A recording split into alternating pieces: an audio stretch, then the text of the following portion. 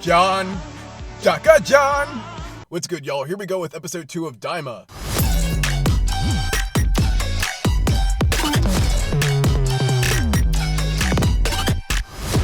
We kick off this one in a state of disbelief.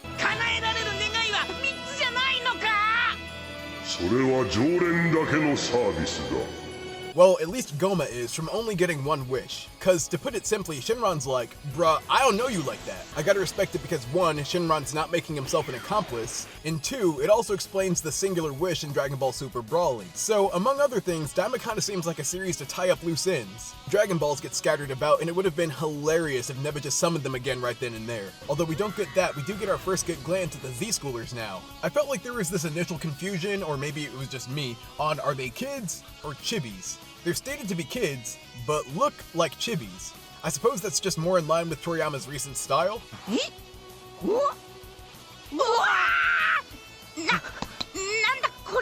Like I said before, I love Nozawa and all her Goku incarnations, but the dub is going to be worth a watch for Stephanie Naldoni's reprisal too.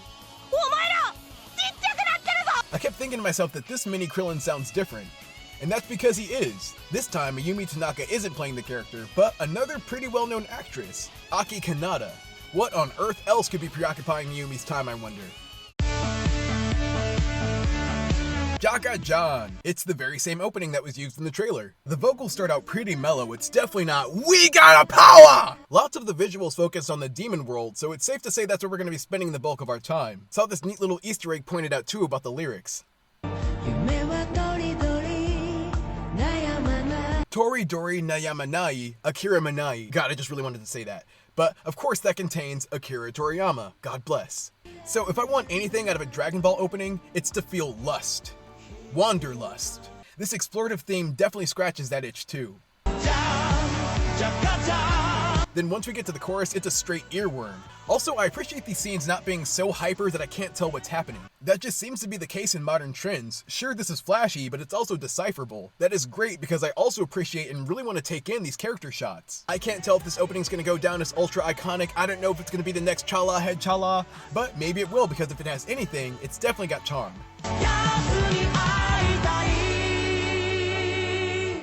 Back on the lookout, Gome's pressed since he didn't get his priorities straight, and regrets not getting the evil third eye.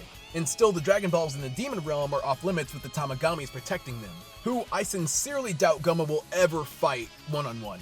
So, for now he's out of luck since even Neva's ability has a refractory period. Some seem convinced that Degasu's gonna switch up on Gome, and I would be hard-pressed to disagree with geekdom, but I'm just not feeling it. I do feel bad for everyone affected. Horns, especially with the Dragon Balls now useless. Dende gets Nema kidnapped, and the soundtrack behind it is really sinister. In fact, the composer for the series is dang popular, Yuko Kakihara. She's worked on scripts for series like Pokemon, and now she's scoring Daima. So, seems Baby Trunks and Goten got something like telepathy? I know it's just a gag, but it's also canon to me now. The only other one who seems to be happy with this development is Bulma, who I'm sort of surprised they recasted after Hiromi Suru's passing. Krillin considers them more chibi than de-aged, which is just gonna add to the confusion. He wouldn't be crazy for thinking this though, with everyone still very in character. Honestly, this show's characterization is just great. Even having Roshi come in as the master he is to explain why Goku's fumbling all over himself.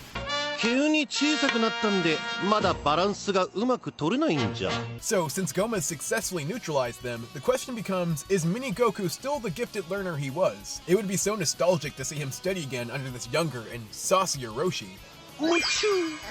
They decide to make their way up to the lookout, and Piccolo tags along.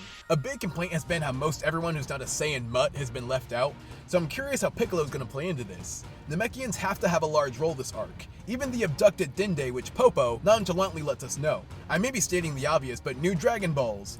3 starring Namekians, the Demon World. I feel like the Namekians haven't had such spotlight since the Frieza arc. Fingers crossed he shows up too, because we need some new slurs. Supreme Kai is real shaken up at this revelation, and it's neat to see him and Piccolo connected through history. We get a lesson on it from Piccolo. Neva was once the sole Namekian inhabitant of the Demon World, staying there to protect the Dragon Balls. I would assume from falling into wicked hands, so I'm pretty curious what caused him to switch up. If they're gonna find out, they need to get to the demon world, and the only way to do that is with the ship that looks like it's had about as much maintenance as cells. Seeing Goku with this much of a novice is such a treat to me. These guys who we associate as being planet destroyers basically regress to crawling.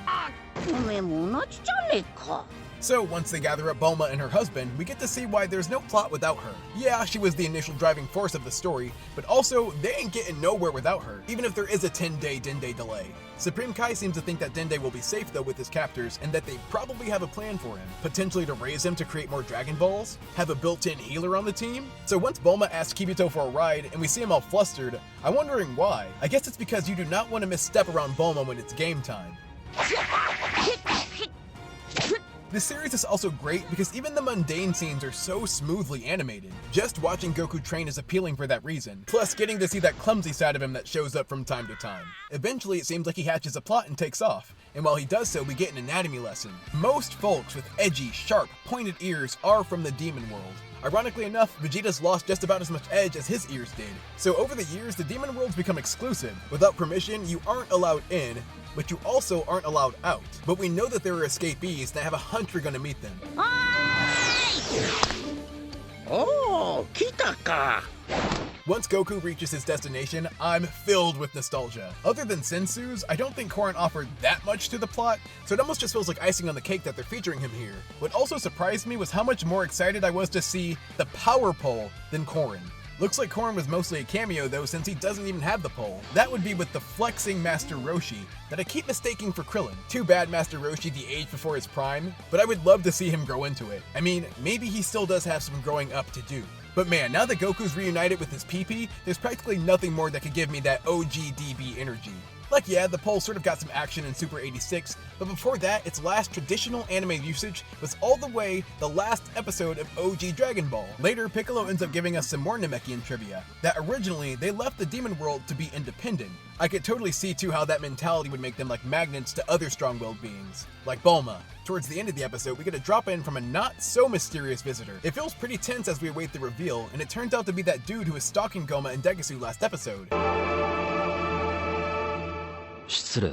His pointed ears tell us everything, that his name is Glorio. Oh, and also he's from the demon world. Glorio comes not bearing gifts, but a request. He's needing Goku to join him to the demon world and defeat King Goma. But I mean, since Goku had to do that anyways, Glorio's just an added exposition bonus. We're to believe he's only even aware of Goku from the sleuthing he was doing. Supreme Kai guesses that Glorio's from one of the 3 demon worlds, but Glorio denies that. My big question being, are we gonna explore all 3 subsets of the demon world? With the mystery around his brother unfolding, Supreme Kai intends to tag along. If they were planning to travel this way all along, I was wondering why all the repair stuff with Bulma, but it looks like this sus guy only has room for 3 others. Convenient. And it looks like Supreme Kai is pretty concerned with how much he knows. Unfortunately, what that all means is that Vegeta gets left behind, but I am really excited to see what he's going to bring to the table if he's being gifted with off-screen training. If there is one thing this episode excelled at, it's suspense. For whatever reason, I expected this series to just come out of the gate swinging, but it's actually taking its time in establishing the plot.